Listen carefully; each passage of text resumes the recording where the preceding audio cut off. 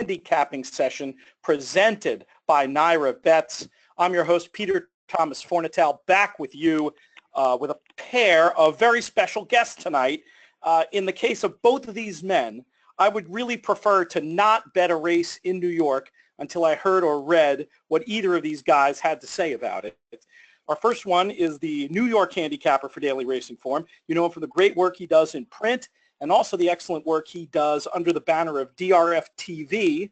I'm talking, of course, about Mike Beer. Mike, how are you tonight?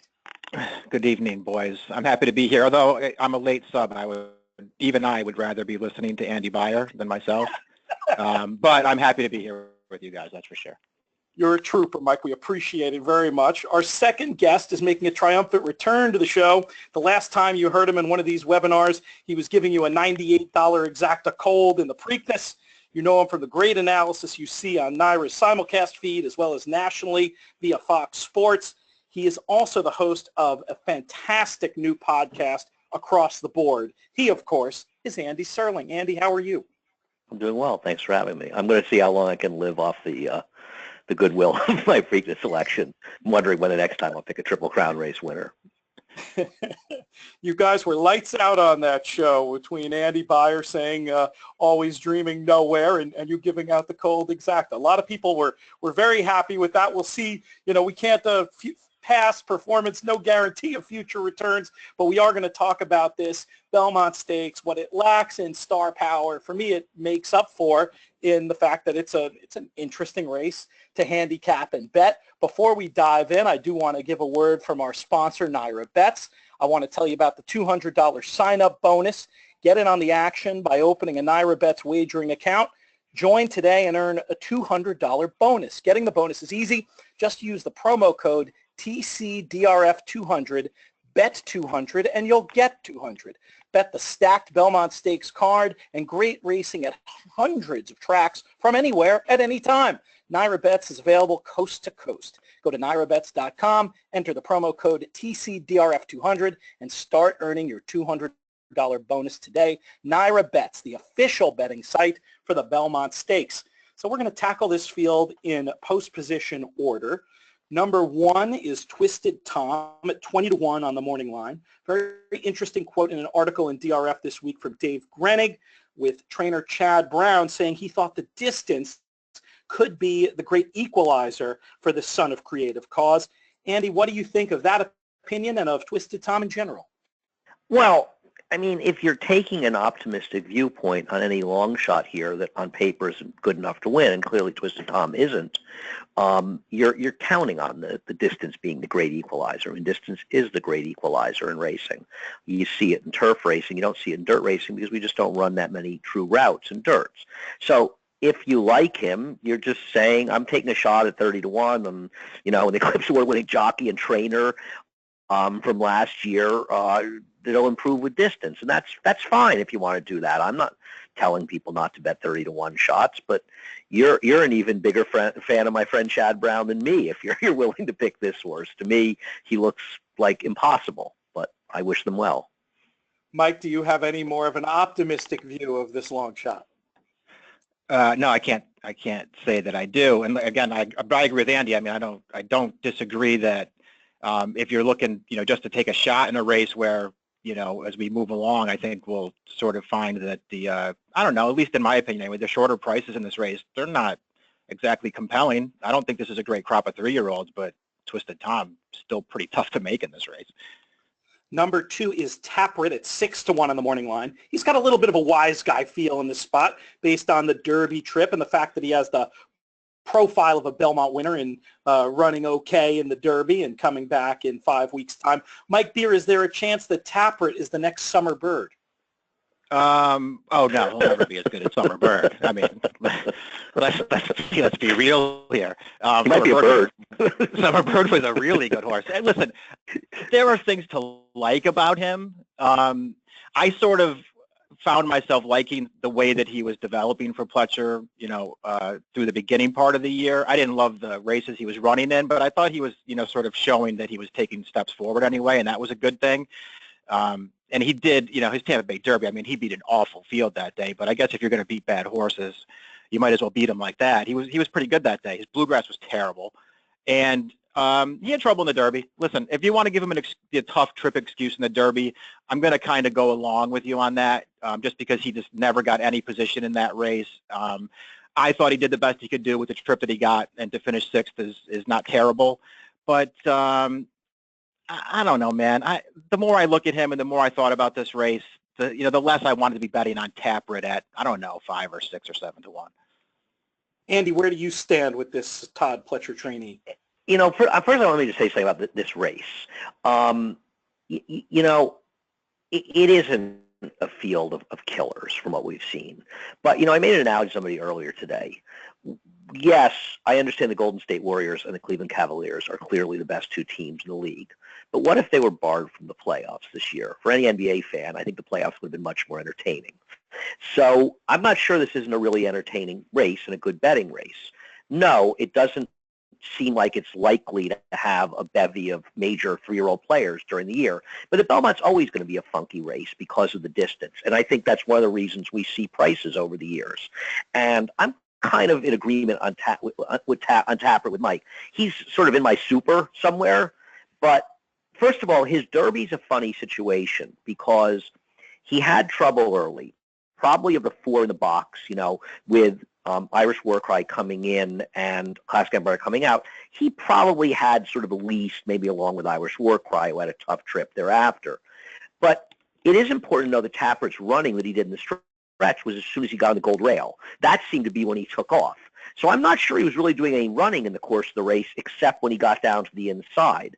And like Mike, I think his Tampa Bay Derby was just sort of a mirage.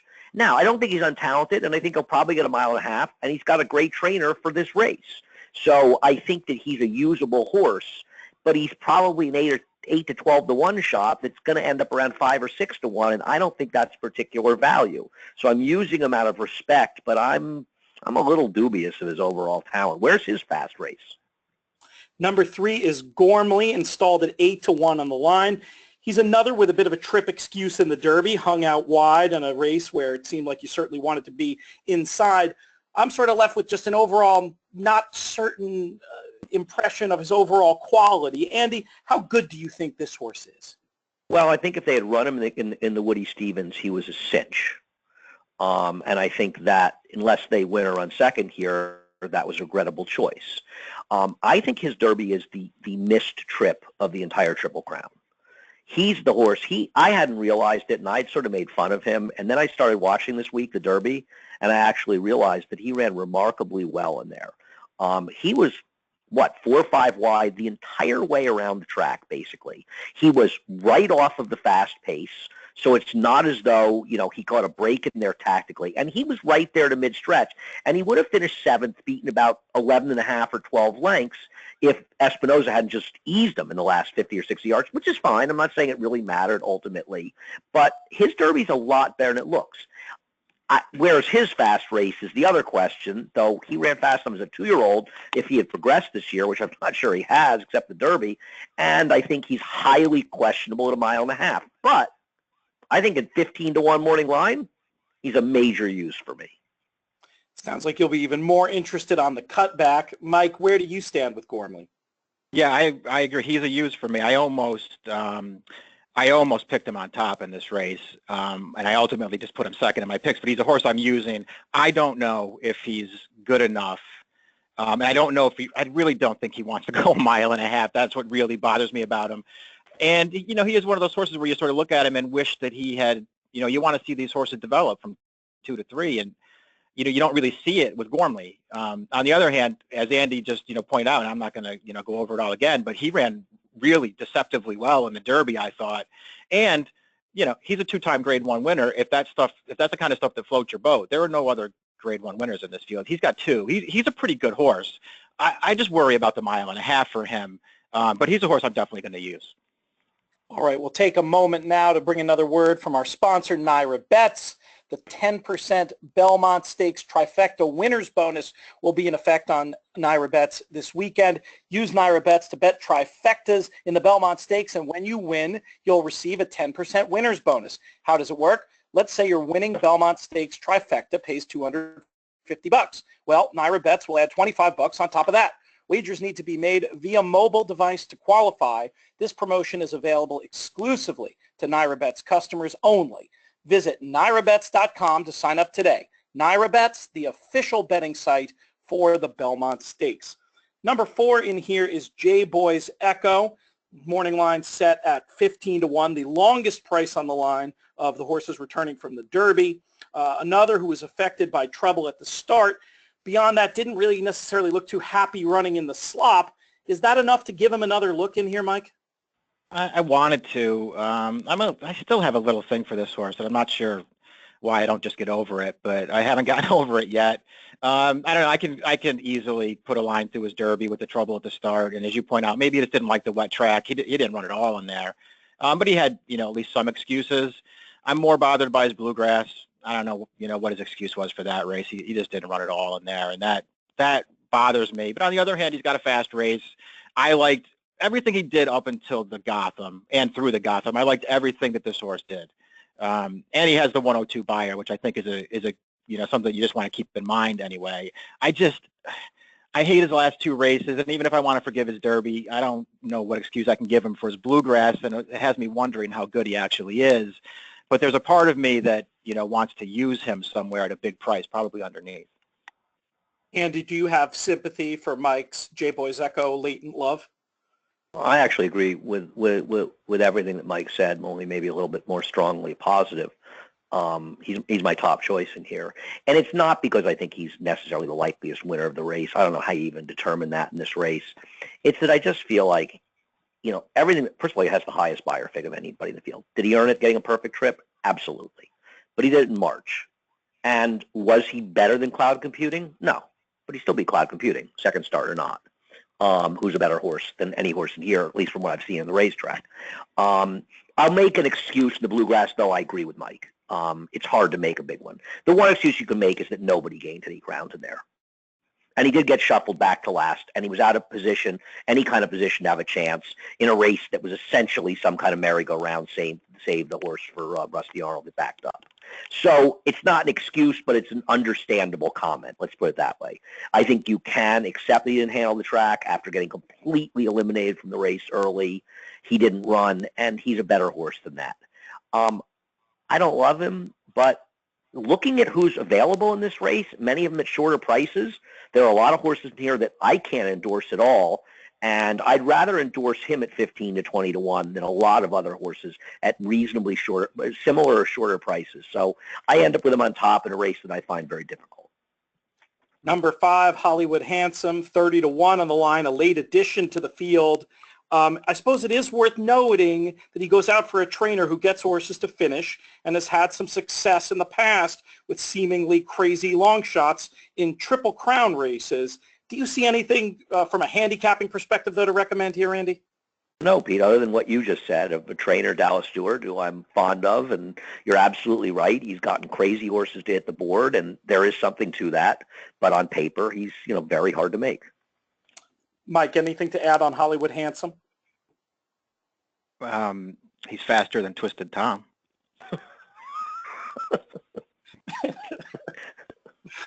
I thought of that too, Mike.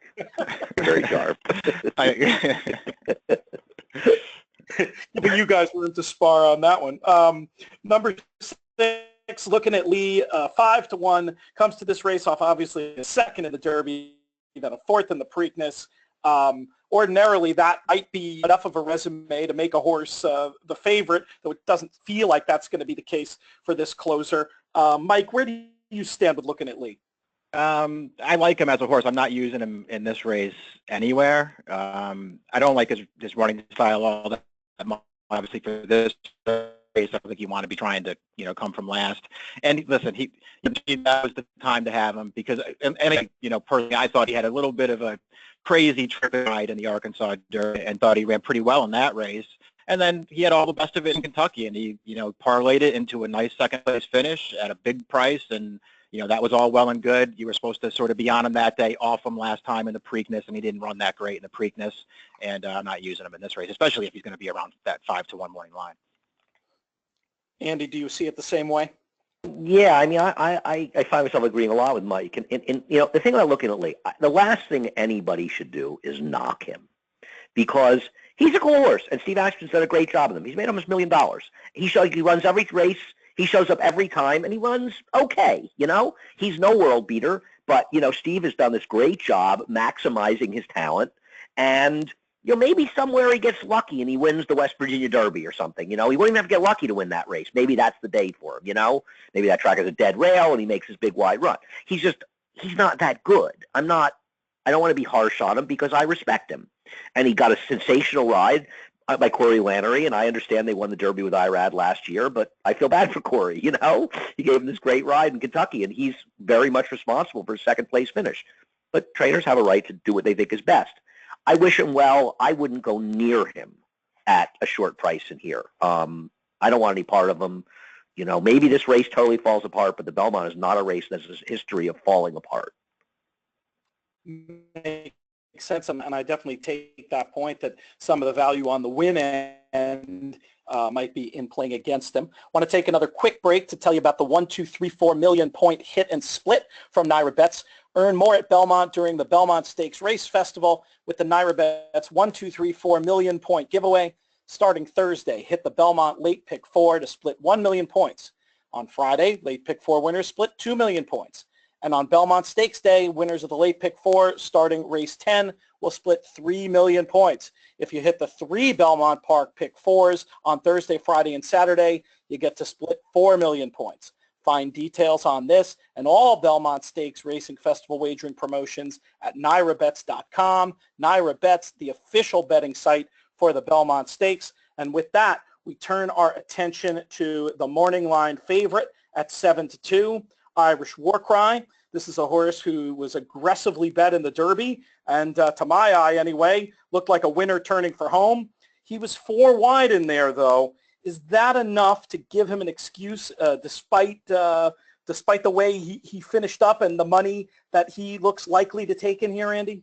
Yeah, he's the horse to beat. I don't have any problem with that. I picked him third because of his price.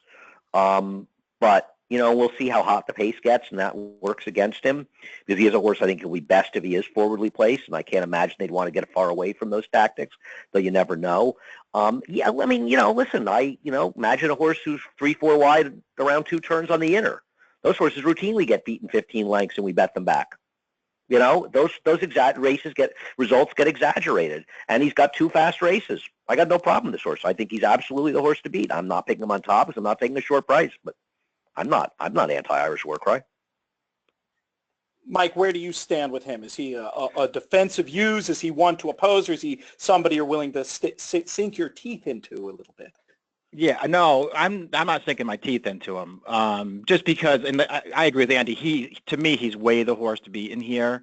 I'm gonna. I don't even know if I would say he's a defensive use in a race bet like the Pick 4. I mean, I would think I would just use him in that race in that bet. I just don't want to bet him to win as the favorite. As you know, this group of 3-year-olds. I don't think any of them are particularly good, and I have some concerns about Irish Warcry overall, and not because, you know, his Derby. I don't think the Derby's the race that you point to with him and say, oh, well, he was terrible in there, so I don't like him anymore. I can see the excuse for his Derby, obviously. It's his other races. It's his other races that bother me. The Fountain of Youth, first of all, to me I think is a hard race to get past. That was a really poor performance. And so you're talking about a horse who has a couple of 101 buyers. That's great. He has a couple of 101 buyers, though. One in a race where he basically walked on the lead in a race where Classic Empire didn't show up at all. So he won that race. And then on the Wood Memorial, listen, he ran fine in the Wood, but he also had all the best of it in the Wood on a day where you had to be up close on that track, and he was up on the pace with a horse battalion runner who just isn't any good, and he buried that horse. It's not his bad races that bother me as much in a lot of ways as his good races, because I don't know that his good races are a true measure of how good this horse actually is. He's got that Jekyll and Hyde look at best, and that is tough to take as the favorite, but I also take the point that Andy made that he's got those big races staring you in the face and is certainly one who you could see having an impact on Saturday. But Mike is right, Pete. Both of his wins are dressed up. Mike is right about that. It's a good point that I did not make. Yeah, I mean, we'll have to He's see right. it. It's also interesting to see what's gonna how he's gonna react to the added distance, and the fact that this was not necessarily a race that was circled on the calendar the day after the Derby. You know, there was talk of laying him up for a while, and I guess he was doing so well down at Fair Hill that the Connections decided to run him. Does that give you any pause, Andy? That idea that this was not necessarily Plan A for the horse? No. In Graham Motion, you trust? I don't think it was ever out of his. I don't think he ever thought he wasn't going to run. That doesn't bother me. But Yeah, I mean, I think we've made all the points about this horse. Fair. Let's move on to number 8, Senior Investment, 12-1 on the morning line. Made a late run for third in the Preakness, and will look to improve on that performance here. Mike, do you give him any count?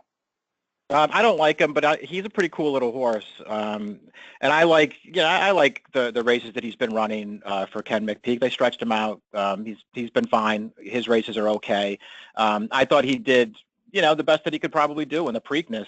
When you consider that he was basically last, or all the way around that second turn and wide, and closing a little bit of ground at the end, I thought he ran fine last time. I don't think if he runs the Preakness back, he's likely to win the Belmont. But he's a pretty cool little horse. Andy, will he be anywhere on your tickets? No, but I don't think that Mike is. I mean, if I was playing supers, he'd probably be in the distant third or fourth slot. I think Mike made good points about it. You look at him, he's sort of a neat horse. Every buyer figure he's run has either been exactly the same as the one before it or higher than the one before it throughout his entire career. So he is a horse that's theoretically improving with every start. And the problem I have with these horses, the Preakness that finished in the bunch, was that you had Cloud Computing and Classic Empire, and then you had 5 lengths back to a bunch of horses that seemed to be in a turf race where they were all hitting the wire together, which leads me to believe that none of those horses ran particularly well. And I don't have a problem that Senior Investment could get better, and he shouldn't have a problem with the distance, though it is sort of odds discreetly mine. I don't think he's that good, but he wouldn't shock me if he made me wrong.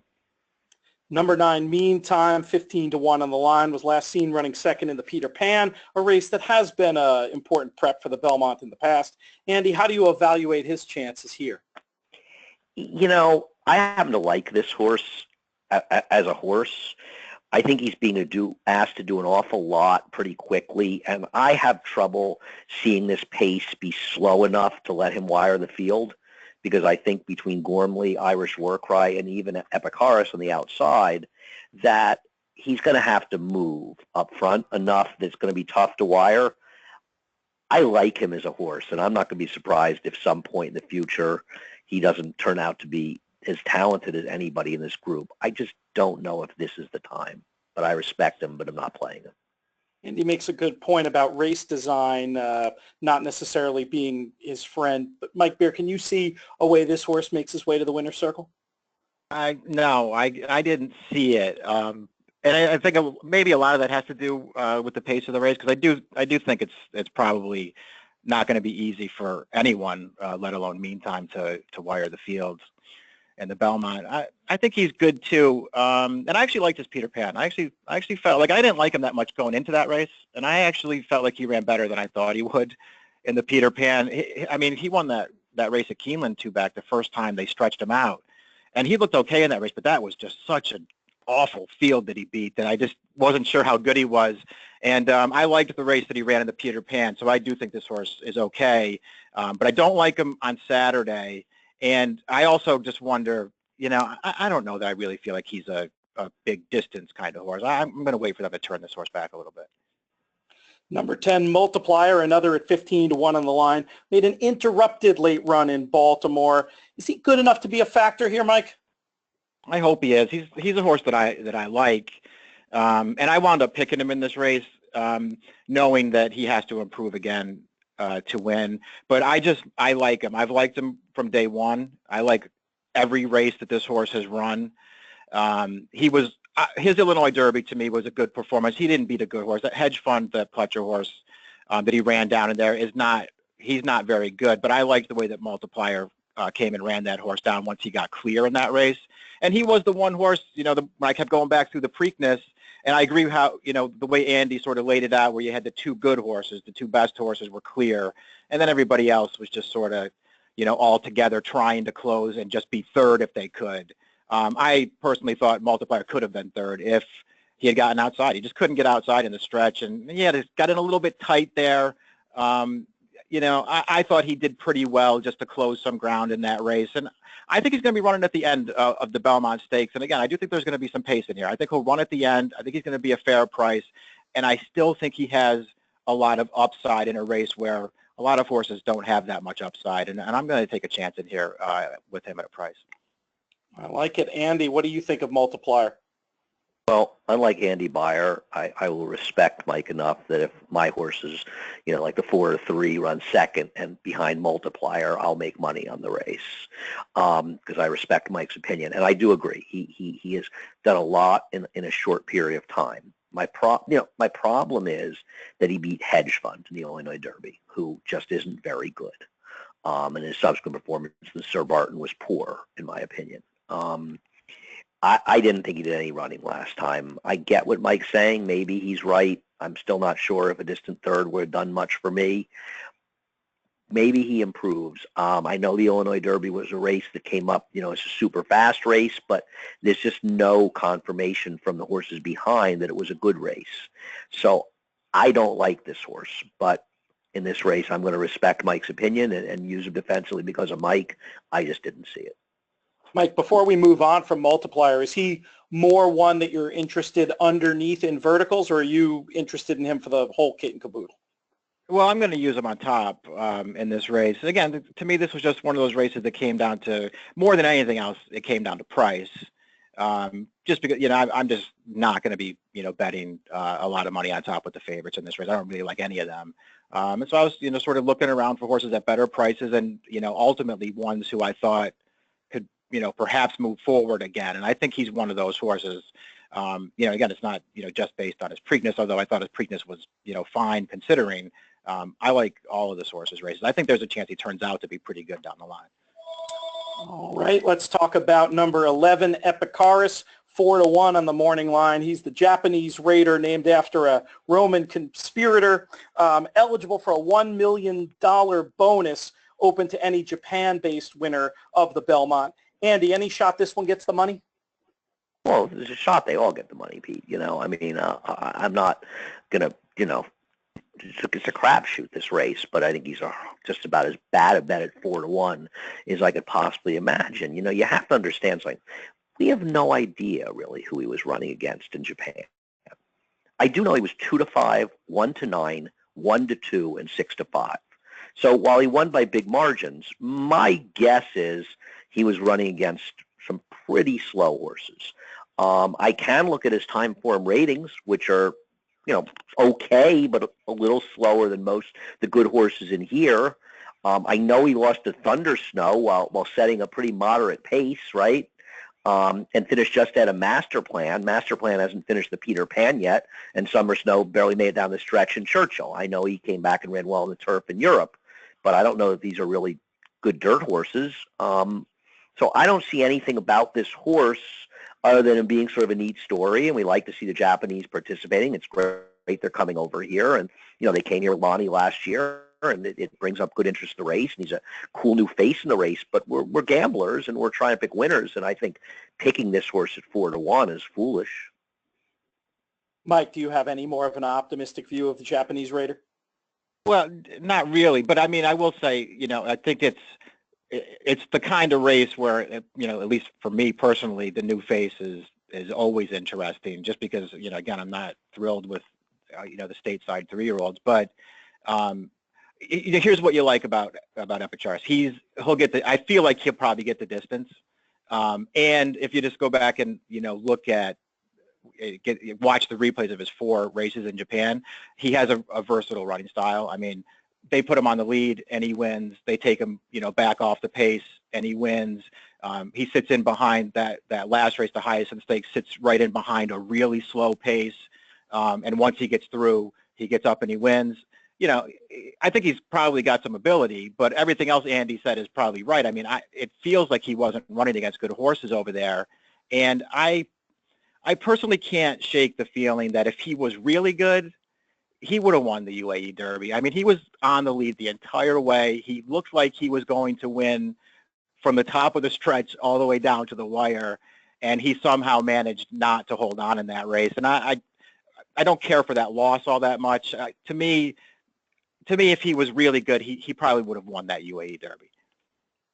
Fair enough. Andy mentioned narrative and how that's certainly something that can affect these parimutuel markets. We saw that in the Derby with number 12, Patch, who was overbet there, presumably based on all the publicity he received for having one eye. Sort of amazingly, he's drawn to the far outside once again, this horse that doesn't have a left eye, meaning he won't be able to see the rivals again out of the gate. Mike, can we expect anything better from Patch this time around? Well, I don't know. I mean, he did look like one of the horses who, had some real trouble in the Derby, though. I mean, I liked the way that Gaffalion got him into a pretty good position, I thought, early, because he was able to get him over towards the inside, maybe two-path and in the middle of the pack. I thought he got him a really good position early in the race, but he got all jammed up through the second turn. I don't know if he was going to run or not, but he had an awful lot of traffic and got completely stopped through the second turn, so who knows what would have happened. I personally just don't think that he's that good. And I'm not so sure about the mile and a half for him. I guess we'll see about that. He's not for me, and especially, he's one of those horses who feels like he can't be as big a price as he should be. But I guess, I wouldn't be totally shocked if he ran well. All right. We've had a few questions come in that I want to hit you guys with. The first one harkens back to something we talked about a little bit earlier, and that's the fact that closers don't always seem to have the success in this race that many novice handicappers expect they would with the added distance of the race. Either one of you can take this. What are the circumstances that would make you interested in a closer in the Belmont, and do they possibly exist here? Well, I mean, the circumstances you like closers in races are, A, they're good enough to win regardless, but B, they figure to get a good pace to run into, right? So, I mean, if that's the case, then that's why. And there'll be some pace in here. The problem I have is that I don't think any of the deeper closers are that good. Fair enough. Mike, any extra thoughts about closers in the Belmont? Yeah, no, I mean, I think I was right. Just it all comes down to pace. I mean, listen, if you're betting, it's not just the Belmont. I mean, basically any race that you're handicapping and betting. I mean, if you're a deep closer, the only way you're winning is if, A, you're just a lot better than the horses that you're running against. I don't think any of the closers in this race can say that. Or you're just going to get, the right kind of fast pace set up and a clean run into it that allows you to take advantage of that kind of circumstance. I think there's a chance that happens. I mean, I see enough pace in this race to give the closers a chance, but they certainly feel like they're going to need that. Here's one for you, Andy, that Mike, you can weigh in on too if you have a thought on it. How important is post position at 12 furlongs on the dirt at Belmont? Pretty unimportant. You wouldn't want to have a far outside post if you want to be forwardly placed and there's a bunch of speeds inside of you. I have trouble thinking it's particularly relevant in this race. The one thing I'll say is Irish Warcry is inside of Meantime and outside of Gormley. So he's got to try to get himself out of that situation. He doesn't want to sort of between those two horses, but I don't think it's all relative. It may be important relative to where the horses you're going to be near are, but I don't think it compromises a horse particularly. Mike, here's a question about Pedigree. Do you assign more weight than usual to Pedigree for this race given the distance? No, no, I wouldn't say more than usual. I've found over as time has gone on anyway, over the last few years, that I've just sort of, and I'm a big Pedigree guy overall and in general. I always like to look at him for any race, but I've put less importance on it through the Triple Crown races over the last, 10 years maybe. It just doesn't seem like it's all that relevant anymore. And so I don't pay that much weight into it. And I don't know. Is anybody bred for a mile and a half on the dirt? I think there's very few of them in this country. Yeah, that's certainly a fair point. We've had a couple of questions about dosage index and Pedigree. Either of you have a comment on dosage, or should we just leave that at, if you don't have anything nice to say, don't say anything at all? Works for me. Works for me. Jockey is another factor that folks have suggested might take on added importance at an unusual distance. I know, Mike, in the past we've talked about how jockeys are not an important factor in your handicapping. Does that change at all when you're dealing with a 12 furlong race? I think it can. The 12 furlongs at Belmont, yeah, sure. I think you could do worse than getting the guys who are familiar with riding here and have been here before and done it, just because it's such an unusual configuration and the big layout of this track. I'm not going to say it's not important at all. I'm just happen to be someone who doesn't care that much about it. I notice rider changes, good or bad, just like everybody else does. But as far as when I'm going to make my bets, I don't care about it as much as other people do. Anything to add to that, Andy? No, Mike and I basically agree on this. I would say with Epicaris and is it Christian Lamar on the rider, who's a talented rider. I don't think he has a lot of experience riding the dirt at Belmont, and that could work against him a little bit. But he's a good rider, and you would think he would understand what he has to do. But in general, I mean, we've seen some Belmonts where riders have gotten themselves in trouble. Kent DeSormo's quiet ride, obviously, a lot of second guessing on Stewie Elliott, on Smarty Jones and such. But in general, I don't worry about it. I just hope it works out. And these guys are pretty good. That's for sure. Question for Mike about multiplier. What kind of trip do you want to see him get? Well, I don't think he's going to be. I won't say what kind of trip I want him to get. I'll say the kind of trip I don't want him to get. I don't want him to get like totally outrun early in this race. I can't say that. I love that Brendan Walsh is going to put blinkers on for this race. I'm not a big fan of equipment changes, especially going into races like this one. But I don't necessarily think that has to be a bad thing for him. I just don't want him to be, completely outrunning this race. And I don't think he's one of those horses anyway. I don't think he's, a horse who doesn't have any speed at all. I'd like to see him, be, sort of middle or, middle back of the pack and see if he can work out. And other than that, I'd just like to say that I'd like to see Rosario get him to the outside. I mean, I don't think he did him any favors by staying down inside last time, but that doesn't mean he was going to be good enough to get closer anyway. I'll feed this one to you, Andy. We had a specific question about the jockey change on Looking at Lee, I guess from Corey Lannery to Erad for this race. Does that mean anything to you? Well, as I said before, I think Corey Lannery got a raw deal here. I'm usually not the biggest defender of riders, and I respect the trainer's right. And I think Wayne Lucas was sort of right in that, trainers do a lot of the work, and they have a right to choose who they think is best for the horse in these circumstances. And their job is to do what they believe is best for their clients, their owners. So he has a right to make the switch. Irad, obviously a leading rider in New York, so I can understand why he did that, and he had success last year. I just think Corey's ridden the horse well. So I wouldn't have made the switch, but I don't think it hurts him, that's for sure. It's not a negative. It might help him. It's not a negative. I just felt like Corey's ridden this horse well, and I just thought if I was Corey, I would justifiably feel like I got a raw deal. But I don't think that that's bad for the horse. I just feel like he had done enough to deserve to stay on him. It did seem like that Derby ride belonged in it was tremendous. The Hall of Fame of good rides at Churchill. All right, we've got one more word from our sponsor, and then we're going to come back with a final question, gentlemen. And that final question is simple. Just going to ask you for your Belmont Stakes Superfecta, your top four. But first, let me remind everybody about the $200 sign-up bonus from NYRA Bets this weekend. Get in on the action by opening a NYRA Bets wagering account. Join today and earn a $200 bonus. Getting the bonus is easy. Just use promo code TCDRF200. Bet 200 and you'll get 200. Bet the stacked Belmont Stakes card and great racing at hundreds of tracks from anywhere at any time. NYRA Bets is available coast to coast. Go to NYRABets.com, enter promo code TCDRF200, and start earning your $200 bonus today. NYRA Bets, the official betting site for the Belmont Stakes. All right, gentlemen, it's the moment of truth. Mike Beer, we'll start with you. Your Belmont Stakes Superfecta. My Superfecta. I went, let's see, 10-3, 11, and 2. Okay, 10-3, 11, 2. So that's multiplier on top. We've got Gormley in second. We've got Epicaris third, and we're rounding out the super with number 2, Taprit. Andy Sterling, who is it for you? The 4 J-Boys Echo on top of the 3 Gormley, over the 7 Irish War Cry, and the 2 Taprit.